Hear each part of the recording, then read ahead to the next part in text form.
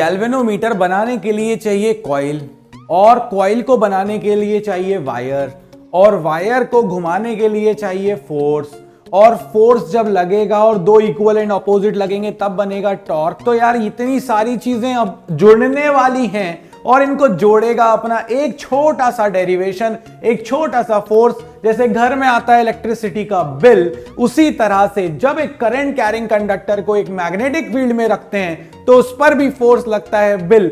आइए इस बिना पैसे देने वाले बिल के बारे में थोड़ी सी बात कर लें।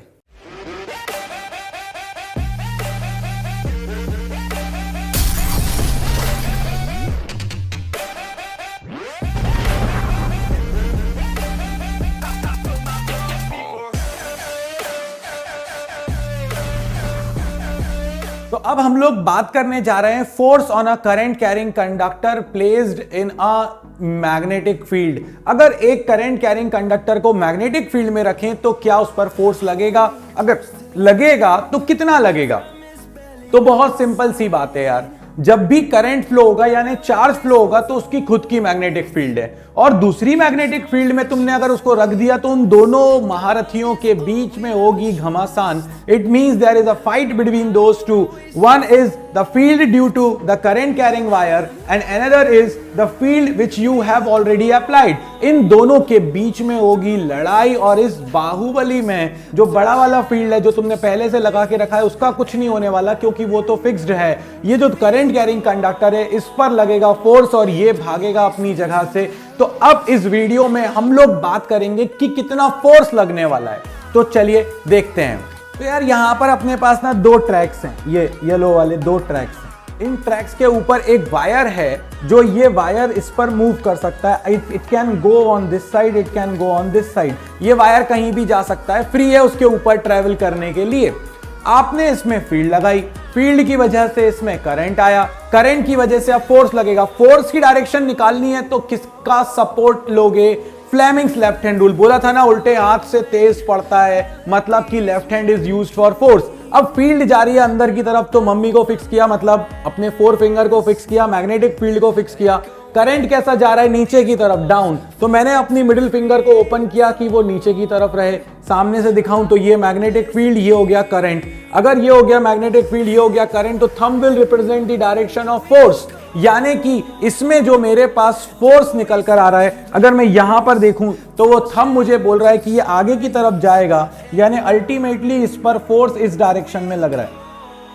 अब अगर फोर्स लग रहा है तो कितना लग रहा है? भाई हमने जो फॉर्मूला निकाला था QVB, हम उसी फॉर्मूले पर अड़े हुए हैं कि फोर्स जब चार्ज फ्लो होता है, जब चार्ज मूव करता है वेलोसिटी v के साथ, तो उस पर जो फोर्स लगता है वो QVB लगता है। जब करंट फ्लो हो रहा है तब भी तो हम मान सकते हैं ना कि चार्ज फ्लो हो रहा है, तो उसी फॉर्मूले से हम लोग ड्राइव करके लाएंगे। मान लेते हैं कि एक dq चार्ज फ्लो हुआ यहां पर, तो फोर्स ऑन dq चार्ज कितना हो जाएगा? तो dq चार्ज पर फोर्स हो जाएगा dF is equal to dq into VB। V क्या है? उसकी वेलोसिटी। dq क्या है? हमारे पास चार्ज। और B क्या है? Magnetic field. अब अगर मैं देखूं यहां पर वेलोसिटी, मान लेते हैं वो dq charge x dx distance travel करा, बहुत छोटी सी डिस्टेंस ट्रेवल करा। जब बहुत छोटी सी डिस्टेंस ट्रेवल करा तो मैं उसको क्या लिख सकता हूं भाई? Velocity is equal to dl by dt। l क्या है? वो छोटी सी लेंथ जो उसने ट्रेवल करा, क्योंकि मैंने पूरी लेंथ को l मान रखा था, तो छोटी सी लेंथ को मैंने मान लिया कि वो dl है, तो dl बाई dt। और जैसे ही इस वेलोसिटी को मैंने यहां उठाकर रख दिया तो मेरा फॉर्मूला बन जाएगा dF is equal to q, velocity की जगह पे dl by dt into b। और अब आप थोड़ा सा शिफ्टिंग देखो, इस dq बाई dt को मैंने अलग करके लिख दिया। सो dq बाई dt क्या बन जाएगा हमारे पास? Rate of flow of charge. और rate of flow of charge क्या हो जाता है अपने पास? करंट। तो भाई ये बन गया b इंटू आई और dl और df, और इंटीग्रेट कर दो इसको दोनों तरफ, तो इंटीग्रेशन किया तो ये आ गया अपने पास F is equal to BIL। यही तो बोला था मैंने, बिल। आज के बाद ये डेरिवेशन आसान है, हम डेरिवेशन कर सकते हैं, मगर ज्यादा आसान अपने लिए अब ये हो गया कि करंट जैसे ही फ्लो होगा किसी वायर के अंदर, फोर्स कितना लगने वाला है, that is BIL, BIL, force acting on a current carrying conductor in a magnetic field, F is equals to BIL। आपका काम खत्म हो जाएगा। अब हमारे पास कुछ और केसेस आते हैं, जैसे हमने बोला था कि भाई चार्ज किसी एंगल पे आएगा, तो भाई ऐसी तरह से अगर मेरे पास एक कंडक्टर हुआ, वो मैग्नेटिक फील्ड से किसी एंगल पर हुआ, तो भी देख लो, ये हो गया तुम्हारे पास वो करंट कैरिंग कंडक्टर I, ये हो गई आपके पास मैग्नेटिक फील्ड। तो हम यहां पर देखें तो ये एंगल है थीटा। अगर मैं इसको रिजॉल्व कर दूं तो यार इसके दो कंपोनेंट आएंगे, एक आएगा कॉस थीटा वाला कंपोनेंट, एक आएगा साइन थीटा वाला कंपोनेंट। और कॉस थीटा वाला कंपोनेंट तो फील्ड के अलोंग है, और जो परपेंडिकुलर वाला कंपोनेंट है वो है L साइन थीटा। अब जो भी चीज फील्ड के अलोंग जाती है उस पर कोई फोर्स लगता है क्या? नहीं लगता। तो फोर्स किस पर लगता है? जो परपेंडिकुलरली चार्ज जाता है, मतलब वो कंपोनेंट जो परपेंडिकुलर है फील्ड से। इसीलिए हमारे पास यहां पर फॉर्मूला हो जाएगा F is equal to BIL sine theta. लीजिए यार, आपके पास आसानी के साथ मैंने वो फॉर्मूला निकलवा दिया, जिस फॉर्मूले को देखकर लग रहा था कि क्या होगा। तो इलेक्ट्रिसिटी का भी आता है बिल, और जब करंट कैरिंग कंडक्टर किसी मैग्नेटिक फील्ड में रखा होता है तो उसका भी होता है बिल। वो था पैसे वाला, ये है फोर्स वाला। सो फोर्स का फॉर्मूला याद कर लो अच्छे से, ये होता है BIL, BIL sine theta. B किसका? जिस मैग्नेटिक फील्ड में आप रख रहे हो। आई किसका? मेरा, मैं कंडक्टर अगर हूं तो। एल किसका? L length of the conductor. तो ये आपके पास आ जाएगा F is equal to BIL sine theta. 3-4 बार बोलोगे तो याद हो जाएगा। अब हमारे से यहां पर एक बहुत इंपॉर्टेंट न्यूमेरिकल भी पूछा जाता है, और डेरिवेशन पॉइंट ऑफ व्यू से भी बहुत इंपॉर्टेंट है, और वो है कि अगर आपने दो पैरेलल वायर्स रख दिए, या तो उनमें सेम डायरेक्शन में करंट होगा या ऑपोजिट डायरेक्शन में करंट होगा, एक में ऊपर एक में नीचे है, तो अगर इनको रखेंगे तो इन पर फोर्स कितना लगेगा? ऑब्वियसली इस वाले वायर में फोर्स लगेगा दूसरे वाले की मैग्नेटिक फील्ड के कारण। खुद की मैग्नेटिक फील्ड के कारण तो फोर्स लगाएगा नहीं यार, वो खुद की फील्ड है और दूसरे की फील्ड है, जब इंटरेक्ट कर रही है तभी तो फोर्स लग रहा है अपने पास यहां पर। जी हां, बिल्कुल सही। तो पहले वाले पर फोर्स लगेगा दूसरे वाले की फील्ड के कारण, दूसरे वाले पे फोर्स लगेगा पहले वाले के कारण। इसको ऐसे समझो, अगर क्लास में तुम अकेले ही होते तो तुम टॉपर हो यार, तुम्हें पढ़ने की जरूरत क्या है? तो वही वाली बात हो गई, बाजू में एक और बैठा हुआ है, वो भी दिन रात पढ़े जा रहा है, उसके कारण तुम्हें पढ़ना पड़ रहा है अगर टॉप करना है तो कंपटीशन हो गया यहां पर। एक वायर ने कहा दूसरे वायर से, मेरे पास फील्ड है, तू मेरे रीजन में आ गया हीरो, तो अब फोर्स लगेगा। और ये बोल रहा है, वो भाई तू अकेले मैं अकेला तेरे रीजन में नहीं आया, मेरे पास भी करंट है, मेरी खुद की भी फील्ड है, और अब तुम मेरे रीजन में आ गए, तेरे पे भी फोर्स लगेगा। तो एक दूसरे के ऊपर ये लगाएंगे फोर्स, हम निकालने वाले हैं वो फोर्स। तो केस 1 ले लेते हैं, जब दोनों वायर में करंट सेम डायरेक्शन में जा रहा हो, डेरिवेशन नहीं बदलेगा, सिर्फ फील्ड लाइंस बदलती हैं जब डायरेक्शन बदलती है तो। बट अब सबसे पहले यहां पर पहले वाले वायर पर अगर देखें हम, ठीक है, हमें फोर्स निकालना है सेकंड वाले पर। अगर सेकंड वाले पर फोर्स निकालना है तो मैंने कहा ना बिल फॉर्मूला है, बिल तो फॉर्मूला है, मगर बाबा जी ये बताओ सेकंड वाले पर मैग्नेटिक फील्ड किसकी, फर्स्ट वाले की कि सेकंड वाले की? भैया तुम बता दो मुझे। हाँ बिल्कुल सही, फर्स्ट वाले की। क्यों? क्योंकि सेकंड वाले पे फोर्स निकाल रहे हो तो फर्स्ट वाले की फील्ड होगी ना। तो यार इसका मतलब है कि ये हो जाएगा अपने पास B1, करंट क्या हो जाएगा सेकंड वाले में I2, और लेंथ क्या है उसकी L। अब वायर के कारण मैग्नेटिक फील्ड किसी डिस्टेंस पर क्या होती है? तो अगर बहुत लंबा वायर है तो मैग्नेटिक फील्ड होती है μ0/4 पाई 2I/a। a क्या है? उनके बीच की डिस्टेंस। सो 2I/a, क्योंकि B1 है इसीलिए यहां पर I1 है। अब इस B1 को उठाओ और ऊपर वाले फॉर्मूले में रख दो। जैसे यहां पर रखोगे ये आ जाएगा μ0/4 पाई 2I1/a। फिर क्या था? I किसका? सेकंड वाले का, I2 इंटू L। ठीक है, हम लोग यहां पर ना, क्योंकि इनफाइनाइटली लॉन्ग है, क्या लेंथ लेने वाले हो? इन्फिनिटी। फिर बोलोगे फोर्स इन्फिनिटी हो गया, अब क्या करें? तो हम लोग निकालते हैं force per unit length.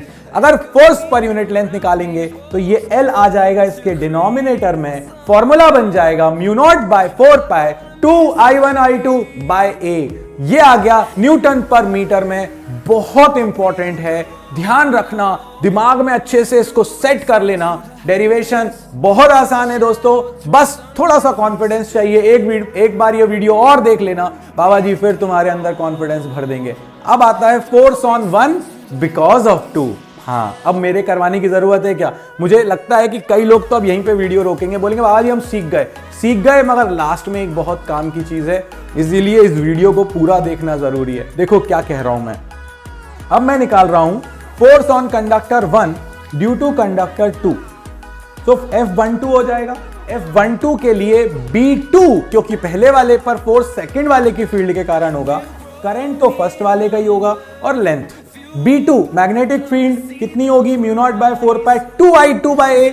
B2 है तो I2 आएगा उसकी मैग्नेटिक फील्ड में, क्योंकि उसी के कारण तो फील्ड थी। और इस B2 की वैल्यू को उठाओ और यहां पर रख दो, तुम्हारे पास आ जाएगा ये ही फॉर्मूला, μ0/4π 2I1I2a इंटू L को डिवाइड में ले आओ, यानी सिंपल सा लॉजिक हो गया, μ0/4π 2I1I2/a। ये आ चुका है आपके पास फोर्स पर यूनिट लेंथ। अब ये अट्रैक्ट कर रहे हैं कि रिपेल कर रहे हैं, तो बहुत आराम से ये भी देख लो।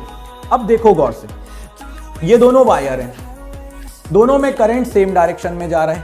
पहले वाले में थंब को करो आप इन द डायरेक्शन ऑफ करंट और ओपन करो उस पॉइंट की तरफ। जब थंब को करोगे इन द डायरेक्शन ऑफ करंट और ओपन करोगे उस दूसरे वाले की तरफ, तो आपको यहां पर समझ में आ रहा है, जो आपके अकॉर्डिंग अभी आप जो कर रहे होगे, अगर मैं फर्स्ट वाले पर अपने थंब को रखूं और सेकंड वाले पे ओपन करूं, तो आपको यहां फील्ड दिखेगी क्रॉस की, डार्क वाला साइड जो नहीं चाहिए। और सेकंड वाले पर आप रखो और ओपन करोगे जब फर्स्ट वाले की तरफ, जो आपकी साइड से आपको स्क्रीन पर दिख रहा है, उसमें देखोगे तो आपको दिखेगा डॉट। इसका क्या मतलब हुआ, एक के कारण फील्ड क्रॉस की है, एक के कारण डॉट की है। भैया क्रॉस और डॉट ऑपोजिट होते हैं, they will attract each other. इसीलिए जब दो वायर्स में करंट सेम डायरेक्शन में जाता है तो वो दोनों एक दूसरे को अट्रैक्ट करते हैं। ये जो फोर्सेस लग रहे हैं ये एक दूसरे की तरफ लगेंगे, ये एक दूसरे को अट्रैक्ट करेंगे, तो थोड़ी देर के बाद भाई साहब वो ऐसा हो जाएगा, चंदा मामा बन जाएंगे। क्यों बन जाएंगे चंदा मामा? ऐसा था, अट्रैक्ट हो गए बीच में से, तो यहां से पास आ गए। तो ये हमारे पास हुआ जब हमारे पास करंट जा रहा था किस डायरेक्शन में, सेम में। ऑपोजिट में जाएंगे ना, बताता हूं, अब भी बता देता हूं तुमको। अगर ऑपोजिट में जाएंगे तो कहानी में ट्विस्ट ये हो जाएगा। अगर ऑपोजिट जाएंगे तो पहले वाले पर जब तुम अपना हाथ रखोगे और दूसरे वाले की तरफ देखोगे तो तुम्हें दिखेगा क्रॉस। और ऑपोजिट जा रहे हैं तो दूसरे वाले में जब तुम थंब करोगे इन द डायरेक्शन ऑफ करंट और फिंगर ओपन करोगे उस पॉइंट की तरफ, तो भी दिखेगा तुम्हें क्रॉस।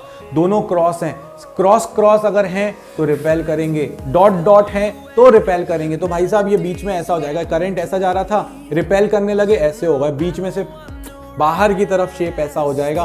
पहले अंदर की तरफ हो रहा था, अब बाहर की तरफ हो जाएगा, क्योंकि ये एक दूसरे को रिपेल कर रहे हैं। दोनों में सिर्फ इतना डिफरेंस है, डेरिवेशन में कोई डिफरेंस नहीं है। अब यहां से जो मैंने तुमसे कहा था ना, इंपॉर्टेंट चीज पूछी जाती है, वो है डेरिवेशन और डेफिनेशन ऑफ 1 एम्पियर। तो अब अपन को यहां से, और ये एक्चुअली में एसआई यूनिट की फंडामेंटल डेफिनेशन है, पता है वो 7 ना अपन को याद नहीं हुई कभी। प्लेटिनम इरिडियम की रॉड की इतनी लेंथ ले ली और इतने टेम्परेचर पे और यहां रखी हुई है और वहां रखी हुई है, वो याद नहीं हुई। मगर ये 1 एम्पियर की जो एसआई की स्टैंडर्ड डेफिनेशन है, ये एग्जाम में पूछी भी जाती है और ये अपने लिए आसान भी है करना। कैसे करना है वो देखो।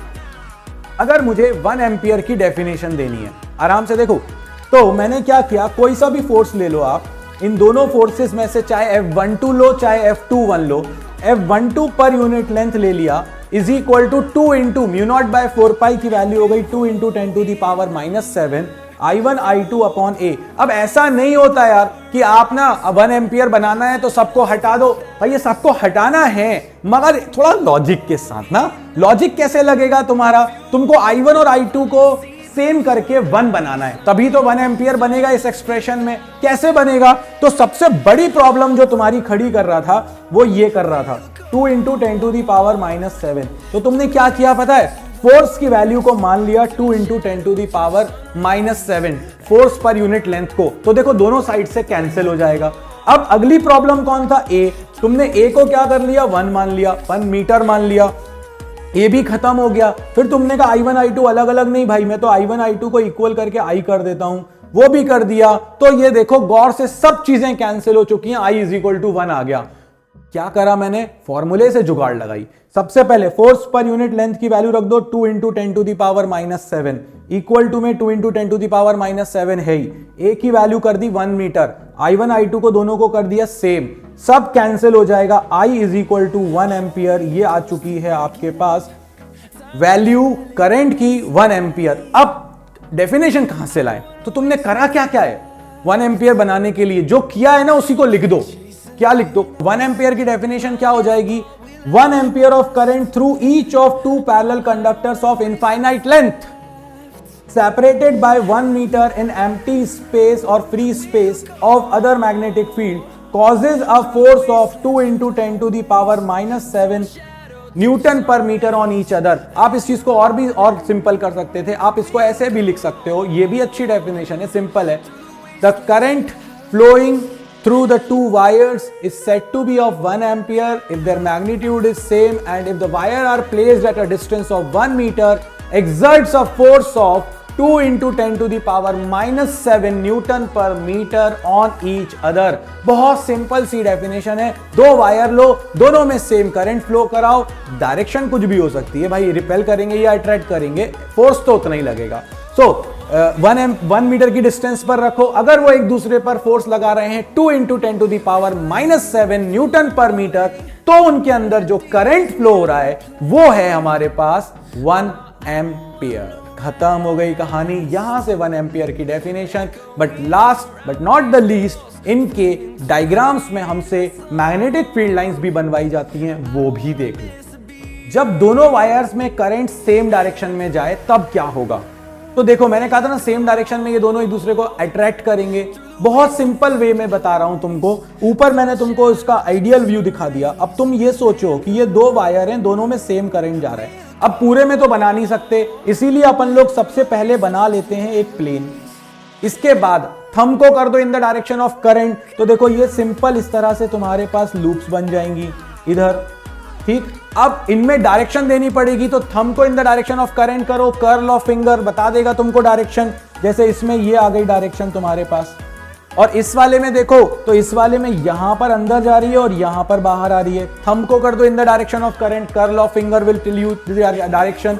अब गौर से देखो, ये वाला इधर वाला बोल रहा है कि ये लाइंस बाहर आएंगी और ये वाला बोल रहा है कि लाइंस अंदर जाएंगी। तो भाई लाइंस क्या करें, अंदर जाएं कि बाहर जाएं, और एक दूसरे को इंटरसेक्ट तो कर ही नहीं सकते। ये जब एक दूसरे को इंटरसेक्ट नहीं कर सकते तो पता है क्या होने वाला है, फिर ये होने वाला है कि ये लाइन चाहेगी अंदर जाना, मगर जैसे ही इसके रीजन में आएगी वो उसको बाहर कर देगा, और ये कट नहीं करेंगे। मतलब अपनी चप्पल टाइप का स्ट्रक्चर तैयार हो गया है ना। सो ये हमारे पास बन गया कब, जब दोनों में जो करंट हो वो सेम डायरेक्शन में जाए। इसका एक्चुअल प्रेजेंटेशन ये हो गया। ऐसे बनाकर दोगे ज्यादा अच्छे से फुल मार्क्स मिलेंगे, ठीक। इसके बाद आ जाओ जरा दूसरे वाले पर, दोनों में जब डायरेक्शन करंट की ऑपोजिट हो, एक में ऊपर है एक में नीचे, तो होगा क्या, यहां पर ये बोलेगा आपसे कि करंट जो है, देखो फील्ड, ये तो लाइंस तो ऐसे ही बना लो, बना ली।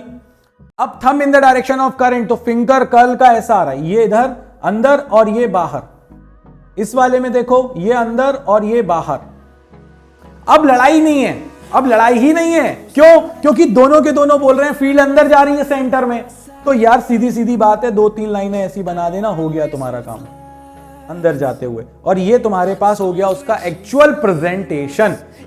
सिंपल सा लॉजिक, प्लेन बना दो, सर्कल्स बना दो, और उनके अकॉर्डिंग देख लो कि फील्ड कैसी हो रही है, कर्ल क्लॉकवाइज है, एंटी क्लॉकवाइज है, दोनों से तुम्हारा काम खत्म हो जाएगा, टेंशन ओवर हो जाएगी। तो ये आपके पास हो गया मैग्नेटिक फील्ड इन अ करंट कैरिंग कंडक्टर। जब पैरेलल करंट कैरिंग कंडक्टर्स थे तो फील्ड के बारे में हमने बात कर ली, फोर्स के बारे में हमने बात कर ली, फोर्स पर यूनिट लेंथ के बारे में बात कर ली, 1 एम्पियर की बात कर ली।